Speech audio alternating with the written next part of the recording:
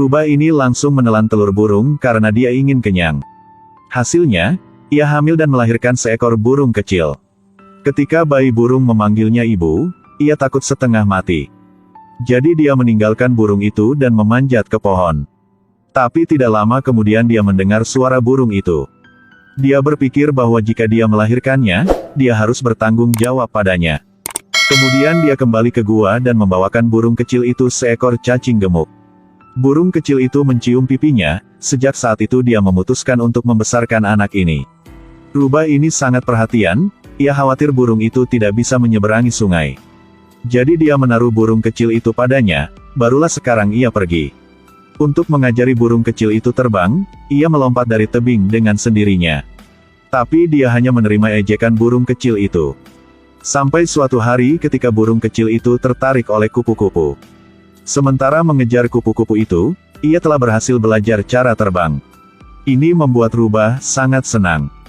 Waktu berlalu, di bawah asuhan Rubah, burung kecil itu tumbuh besar.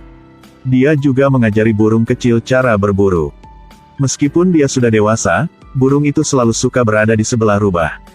Untuk membalas budi ibu Rubahnya, burung kecil telah belajar mandiri.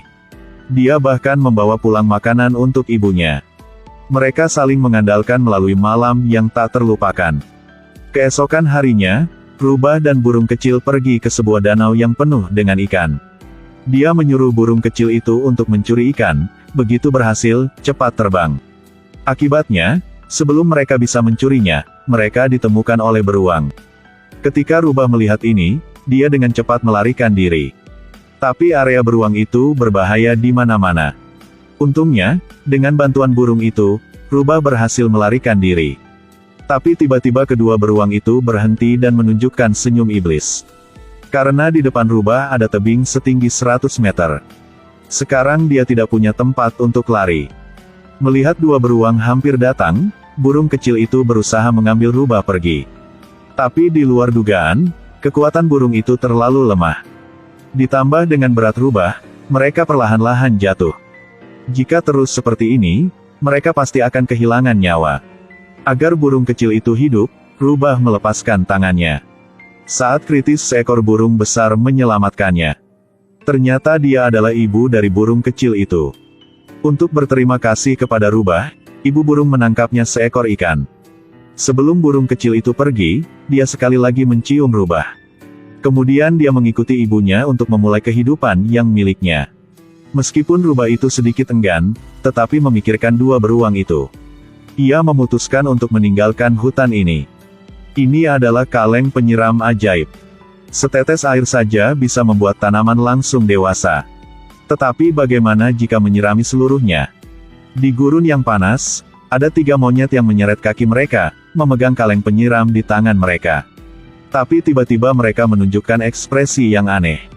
Ternyata mereka melihat sebuah pohon pisang. Tapi sayangnya pohon pisang itu masih terlalu kecil. Sekarang setetes air jatuh ke tanah.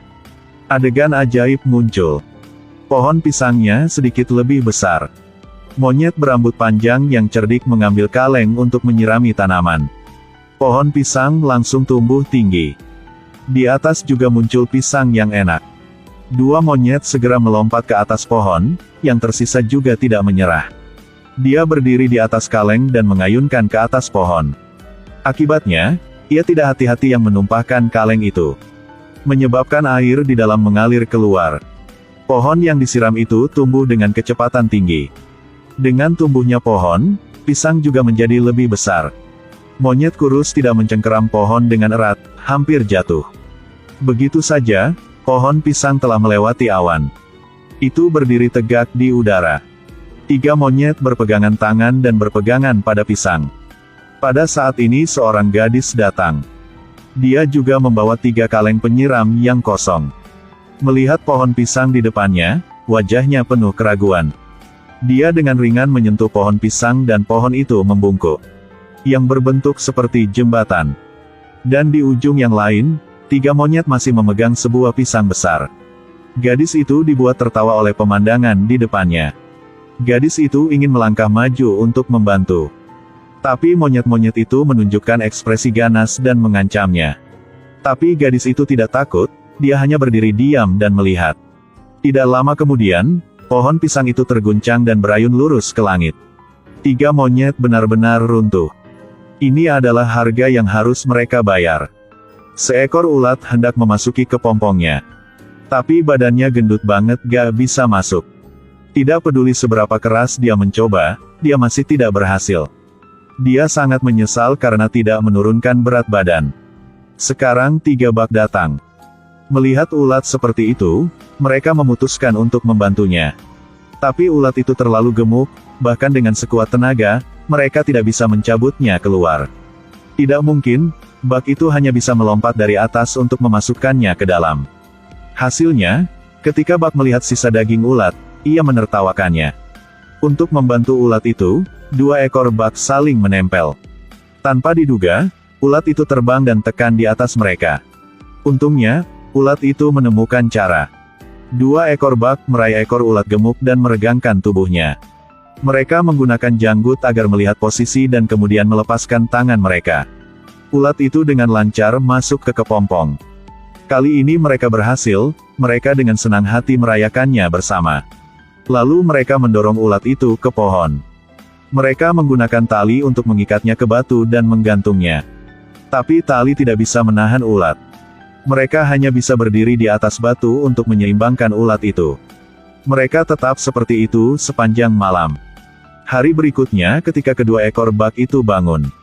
Mereka melihat ulat memecahkan kepompong dan berubah menjadi kupu-kupu tanpa sayap. Apalagi dia memiliki mata yang indah. Kemudian tumbuh 2 janggut. Dengan goyangan, ia menumbuhkan sayap besar. Berhasil berubah menjadi kupu-kupu yang cantik. Ini membuat kedua bak itu sangat mengagumi. Saat kupu-kupu hendak terbang, sebuah insiden terjadi. Dia diambil pergi oleh seekor burung. Menunggunya hanya kematian.